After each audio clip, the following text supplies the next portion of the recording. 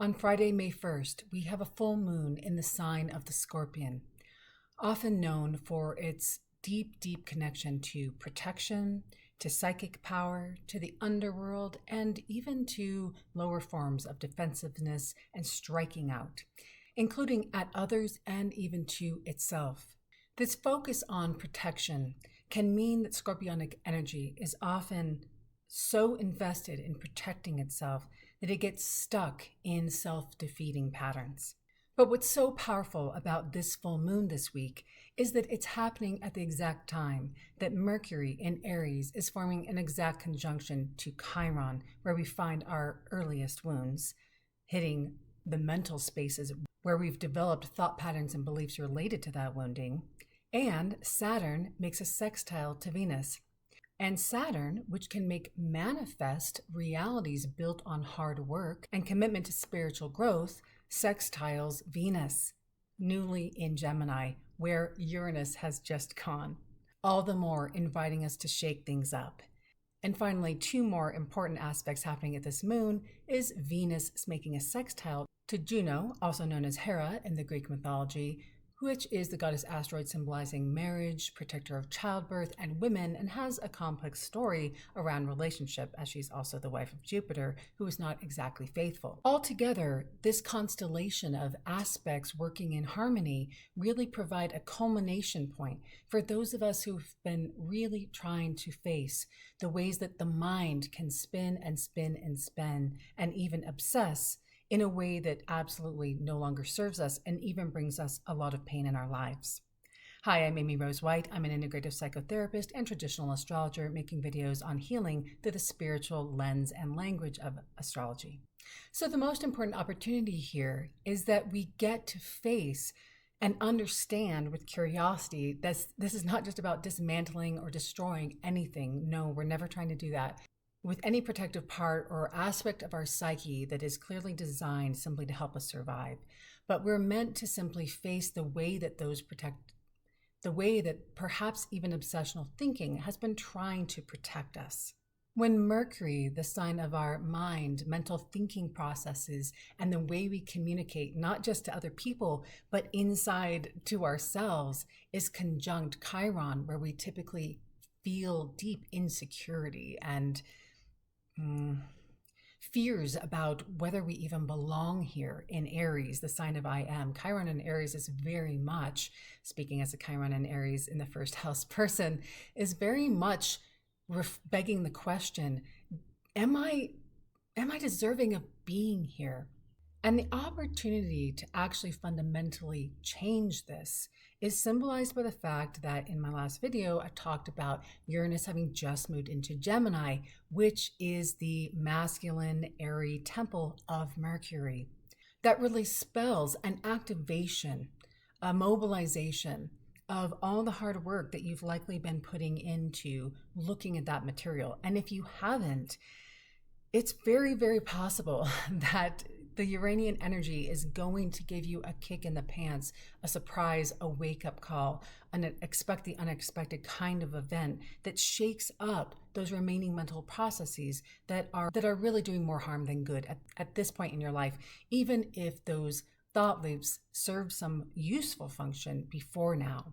I want to make a quick distinction here because I use the word obsessions between mental loops, thought patterns that aren't helpful, maybe rumination, and obsessive compulsive disorder, which we can see come to light, manifest, or exacerbate in this moment in time as these, gods and goddesses are reflecting to us down on earth the archetypes that are being highlighted most.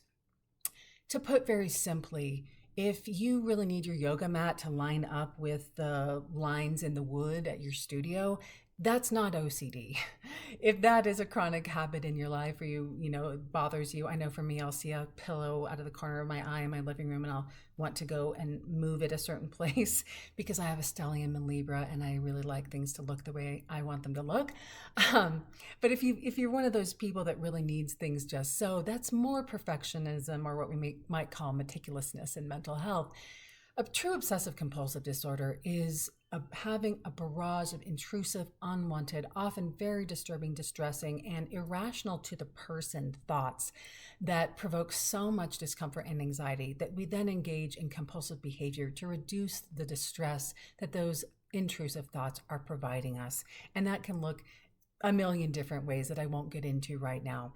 But know that when we casually use OCD, oh, I'm so OCD about this or that, we're actually really minimizing and not honoring the folks that live with a crippling mental health condition that fortunately is very treatable, but it requires a lot of work and sometimes supplements and medication support. So having said that, however, there is still a lot of us, particularly if you have heavy Scorpio in your chart, heavy Pluto, Mars making aspects, Saturn making aspects to your Pluto, Mars, Scorpio placements. What that can do is provide intensity, a true intensity that feels like obsession around the topics that are getting highlighted in our charts at this time.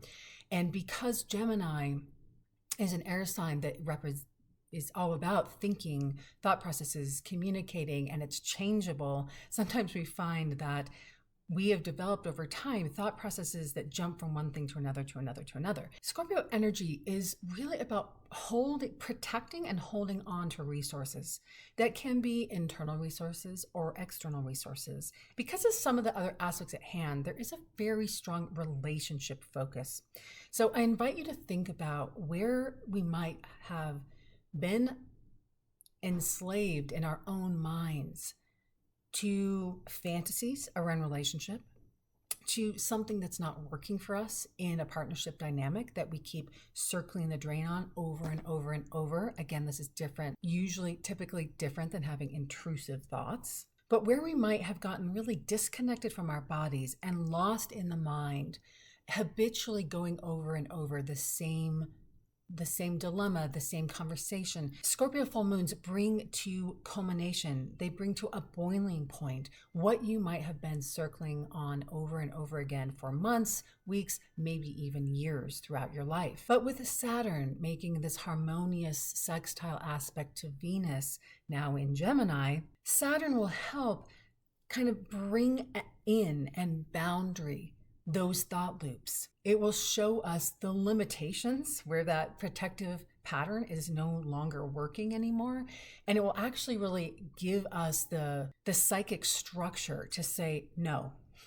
Just like if I catch myself saying something really negative or unkind to myself, I literally have a very Saturnian response, which is, nope, that's not true. That's not helpful. That's not how we're going to talk to ourselves today. And that is one of the many ways that we can work with the Scorpio full moon around these mental processes. I want to talk briefly about Juno because Juno is heavily involved in the Scorpio full moon. And the reason is because Venus makes a sextile. And remember, sextiles are opportunities. They are chances that we can take. We can, read the book, we can do the practice, we can show up to the party, we can take the trip or not. That's sextile energy. So to make the most of this, Venus sextile Juno and the moon, which is the body mind amongst many other things, including memory. And of course, our memories are formed by earliest experiences, Chiron, conjunct Mercury. This influence with Juno is very powerful because Juno was the queen of the gods and goddesses. She was both sister and wife to Jupiter. Don't get me started with those myths again. And Jupiter was not faithful. So Juno brought governance to the institution of marriage and commitment and devotion, as well as childbirth. She's a guardian of childbirth. Where you have Juno in your chart is often where you are protective and a guardian or committed to something. I happen to have it in the fifth house of children and parenting, and I've actually spent most of my career working with very young children and women around pregnancy, postpartum, infertility, adoption, etc. So that devotional, almost like a wife-like mothering energy is often represented where we have Juno in our charts. What that symbolizes to me at the Scorpio full moon is that there's both an opportunity and an action that we must take. That's what the moon squaring Juno is asking us to do. And to me, the fact that Juno is really kind of a sad myth to me because she was so devoted and protective, but not necessarily able to do that for herself. I'm sure there wasn't such a thing as divorce in the Greek pantheon, although I'll have to go back and look into that. Basically, she was unhappily partnered with Zeus, Jupiter, despite all of his betrayals.